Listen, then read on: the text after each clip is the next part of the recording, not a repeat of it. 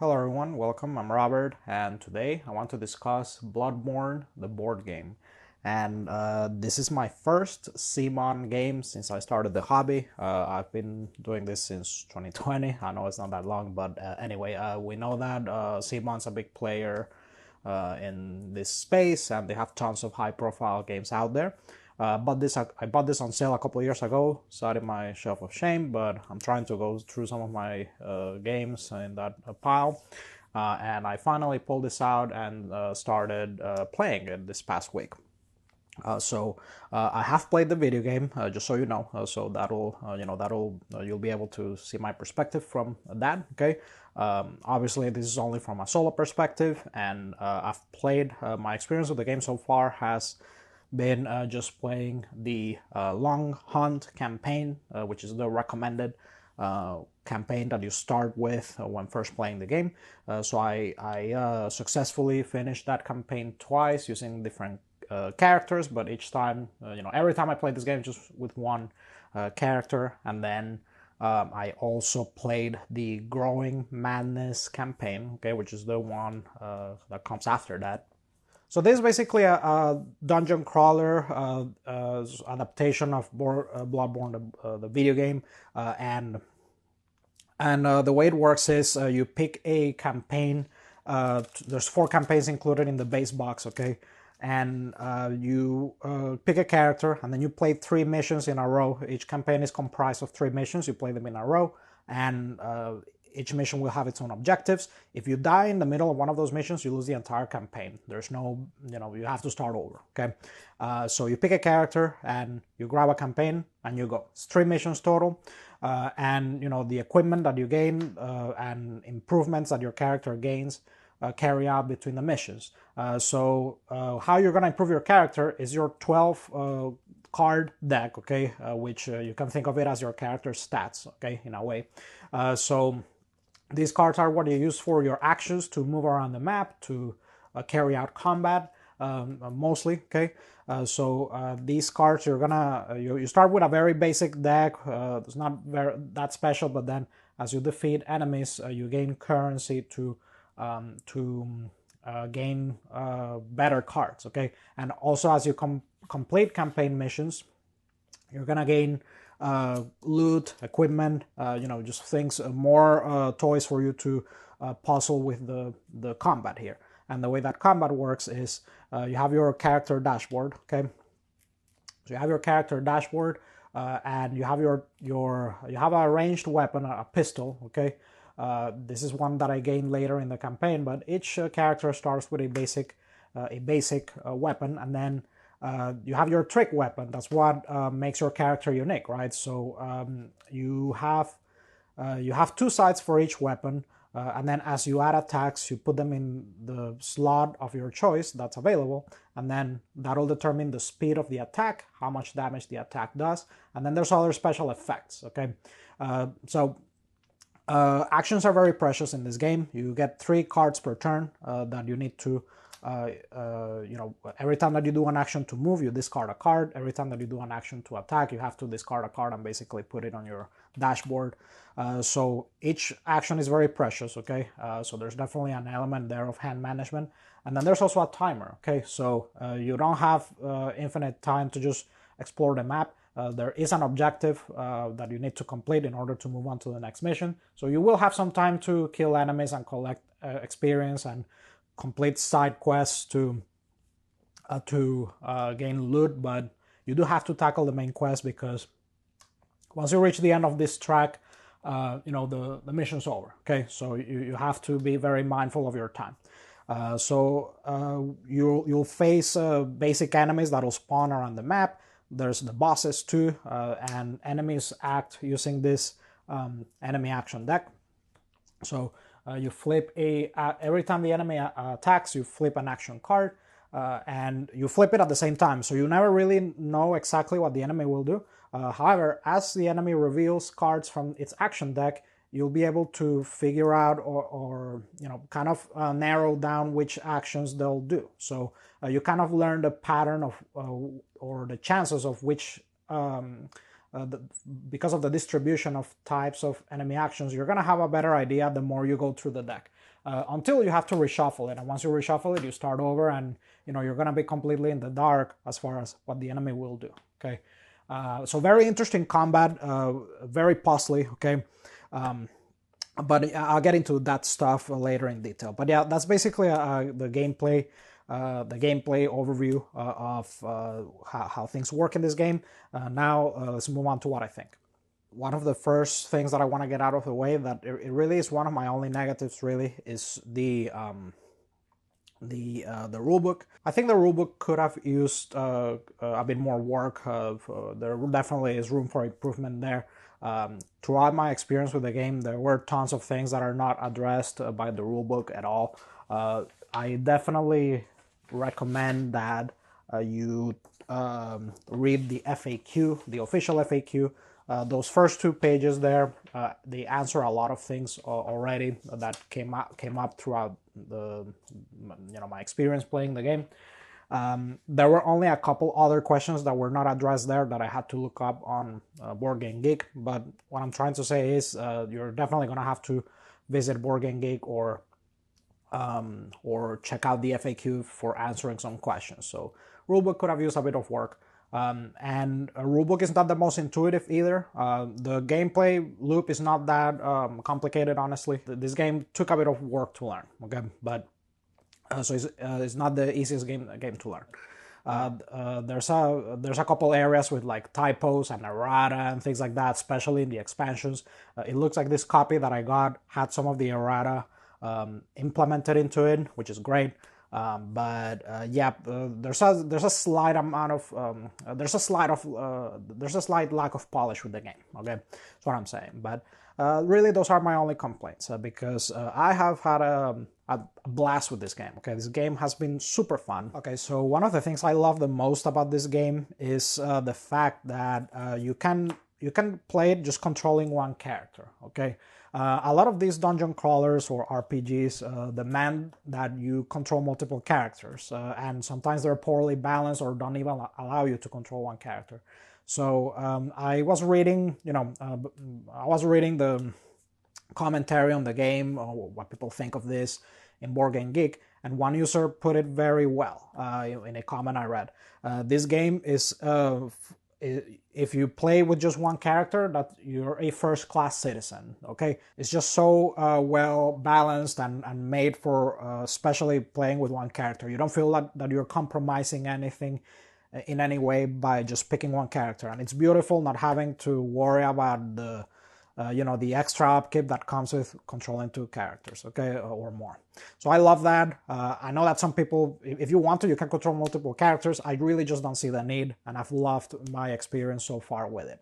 Now, another thing I love about this is the presentation, the component quality, the execution is just beautiful. I know that CMON games can be a bit, the quality can be a bit all over the place based on what I've learned over the years. So they do have some banger titles out there, and this being my first CMON game, I'm just impressed with the quality, okay, of the scopes, the presentation.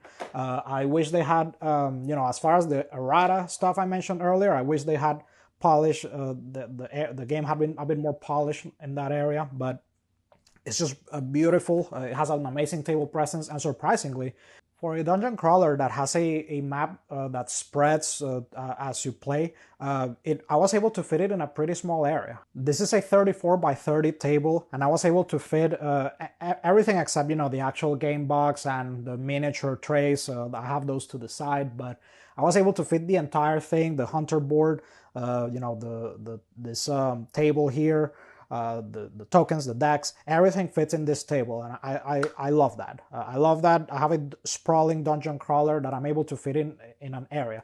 The map only gets so big over time, okay, so it never gets out of control. So this one issue I tend to run into with certain dungeon crawlers that have these maps that spread. I have issues fitting them in my table, and it's a bit of a complication to deal with certain dungeon crawlers. But this one, it's pretty contained, right? The map size doesn't get out of control, which I love.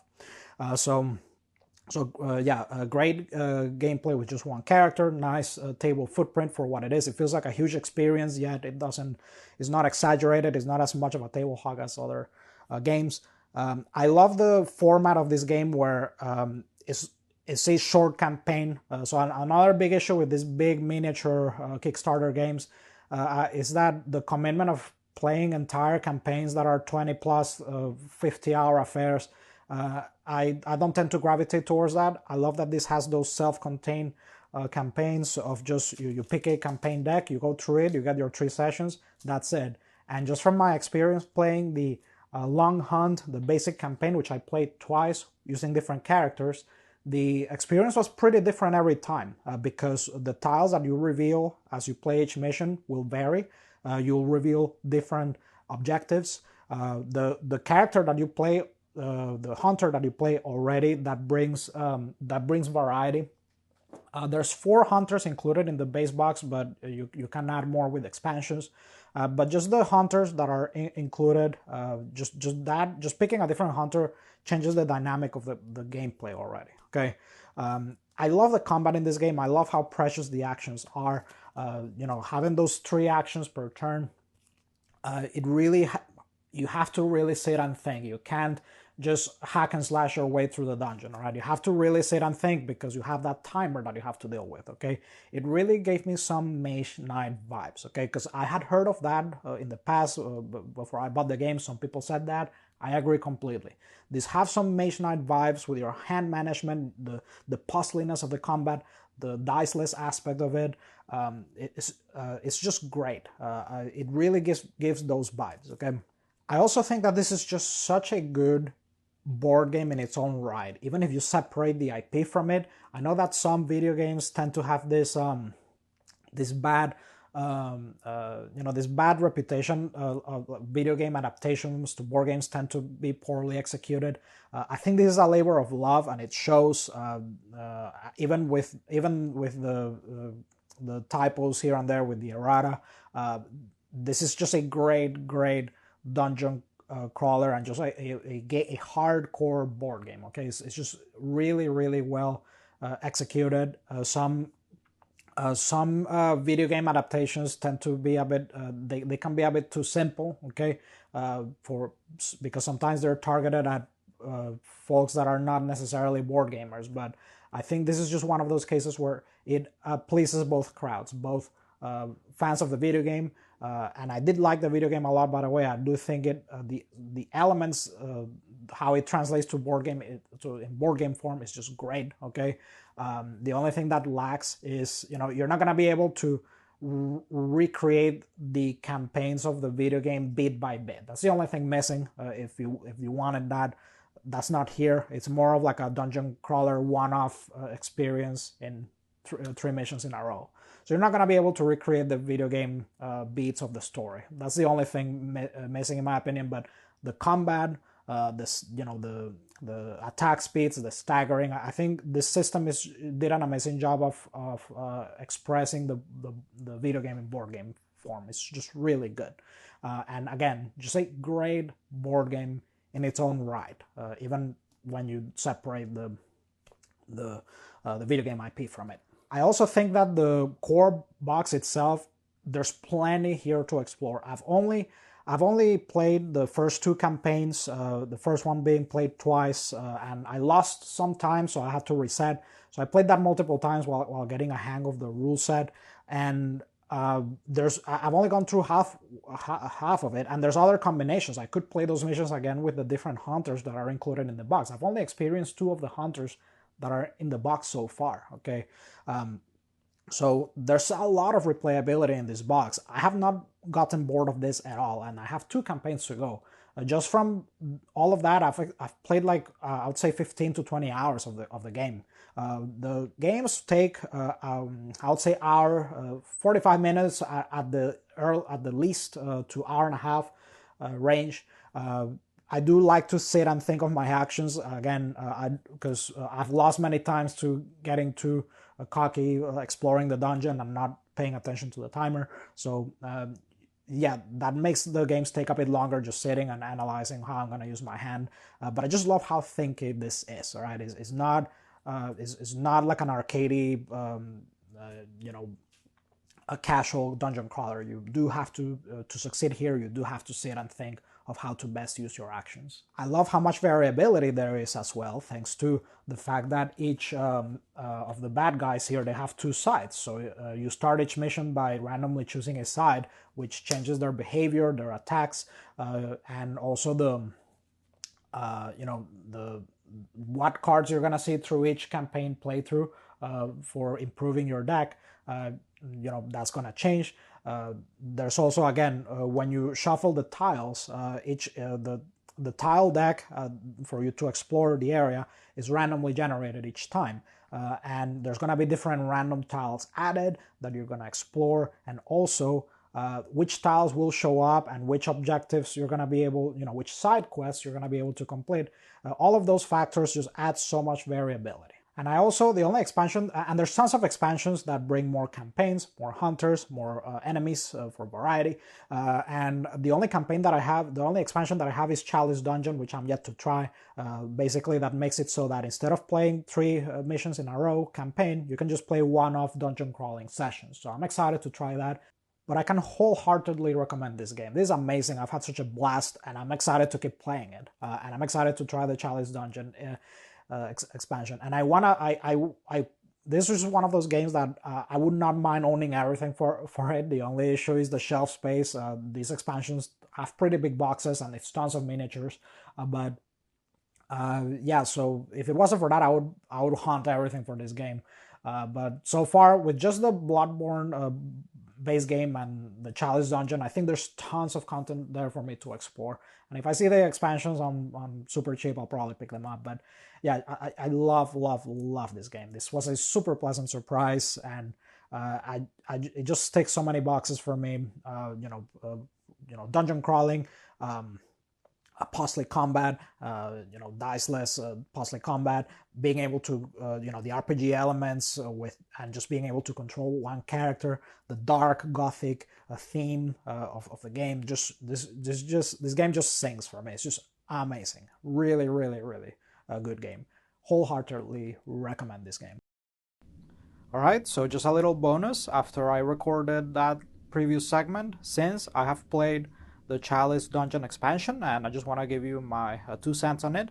So it is a pretty cool expansion because it does give you a lot more hunters for extra variety, and also monsters to fight against. And it does come with this non-campaign, one-off session type mode. It's called the Chalice Dungeon. And I was not too much of a fan of it. I found it too difficult because the campaigns are a bit more handcrafted and the Chalice dungeons are very random. So I played it multiple times, and there were many times where it felt like no matter what I did, it would have been a lost cause anyway. And the Chalice dungeon doesn't really come with a official way of adjusting difficulty. You can house rule it, but if you just play it out of the box, it's very, very brutal. So just be ready to lose.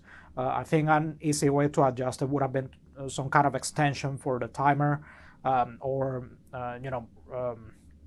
reducing, making the traps optional. There's like a new mechanic where when you draw a dungeon tile, you have to draw a trap. So maybe make those optional. And again, you can just house rule those. Those things, but your mileage might vary, and just depends on the tiles and the encounters and traps that you end up drawing will determine it. But yeah, you really don't have any room to mess around. You have to be super efficient. And like I said, even at the end of the day, every time I played, I lost all of my games with the Chalice Dungeon. In all of the games, it felt like it didn't matter what I did. So for now, I nice content, but I think I would have been happy with just the core set experience. And I think I would lean more towards Forbidden Woods types of expansions that bring more campaigns. I think in hindsight, I wish I had gotten that instead. So if you folks have any comments, questions, feedback, go ahead and put them in the comment section. Let me know what you think about this game, what your experience with it has been. And if you enjoy this content, folks, make sure to like and subscribe, and I'll see you in the next one.